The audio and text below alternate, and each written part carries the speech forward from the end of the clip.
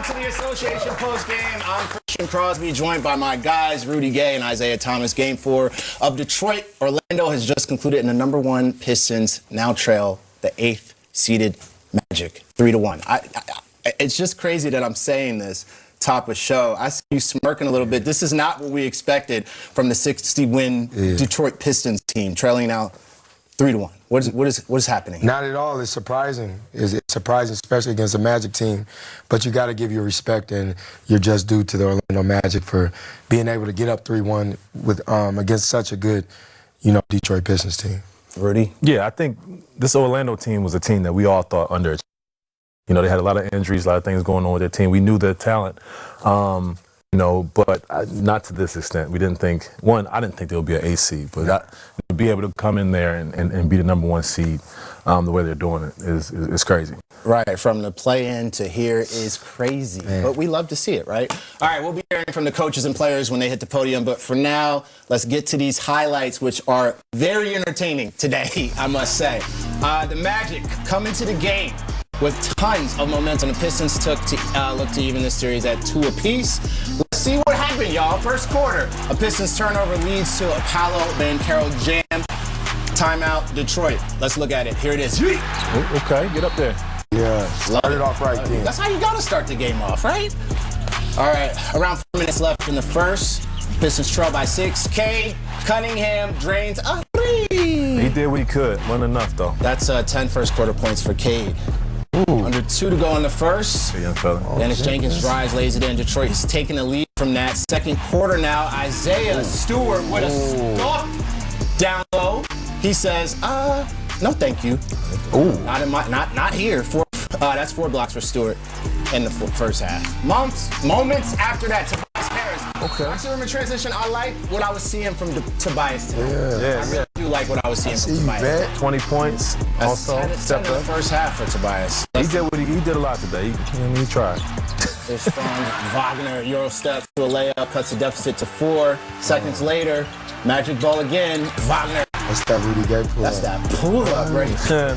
Okay. 22, too. Under a minute to go, Desmond Bane drains a go-ahead tree. Crowd is going crazy, too. Next possession, Jenkins. 3 is off the mark. But a sorry time. I mean, come on, look at this. All over the place. Easy for him. I could do that. Y'all believe me? I believe you if you say it. I'm lying. All right, next up. Seconds left in the half. Wagner drains the clutch 3 for the halftime lead. 17 first half points. Into the third quarter. Pistons ball. Jalen Duren gets blocked. Man, Jalen Duren just struggling. This series. I'm liking what I'm seeing between them two, man. They got some beef or something. They're battling for sure. We all love a good beef. Wagner hits Carter Jr. with the lob right here.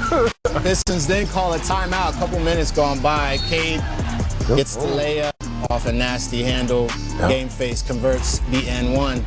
Under 2 to go. Third. That's tough. Magic ahead by 1. Bang. That hurts.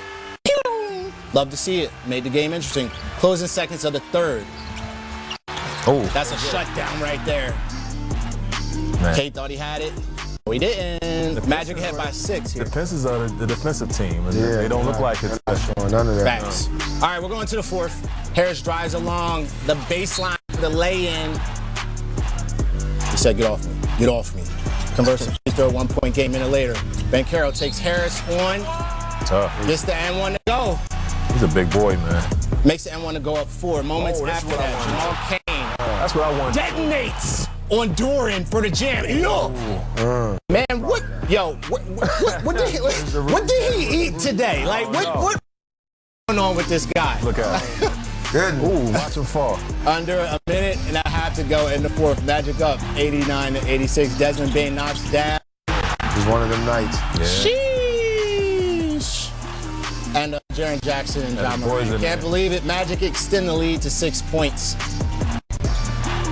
There you have And it. here it is, y'all. The Magic win 94-88 and continue to lead the series 3-1. The final score: Detroit 88, Orlando 94. This is a crazy outcome here in this first round. Something we wouldn't have expected. I mean, Orlando had the home floor. They had 2-1 lead coming into this game. They had the momentum from game 3, and they absolutely cashed in, as you can see on this board. I mean, it's just, from a player's eye view, what are we looking at right now? Is this more so a Detroit thing, or is Orlando just growing right before our eyes? Like, what is happening here? This just shows how important it is to win at home. Because Orlando stole one in Detroit, and now they came home, and you always have the home court advantage when you have your fans out there, you sleep in your own bed. That's why it's always important to take care of home. Yeah. Do you think now, because this has been a team that we've talked about where it's like they're hot and cold, they're up and down. Do you think after this win, they kind of have proven their identity as a team, the Orlando Magic, or do they still have some work to do? They still got work to do. I think they're confident. They're knowing they can beat the Detroit Pistons team. So I don't think they're ahead of themselves, especially going into the locker room after this game.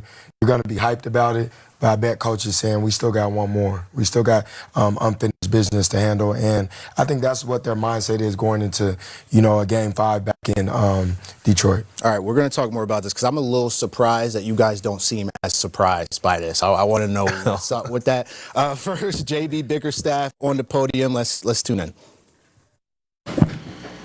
JB, can you speak on how tough was it to see every time you guys were establishing momentum, either a turnover or a foul would kill it?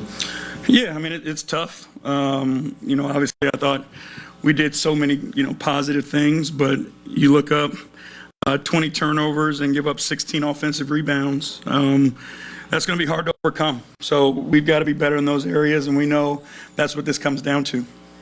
17 turnovers for Cade in the last 2. Is it kind of like a schematic thing that they're forcing him into turnovers, or how are you seeing it?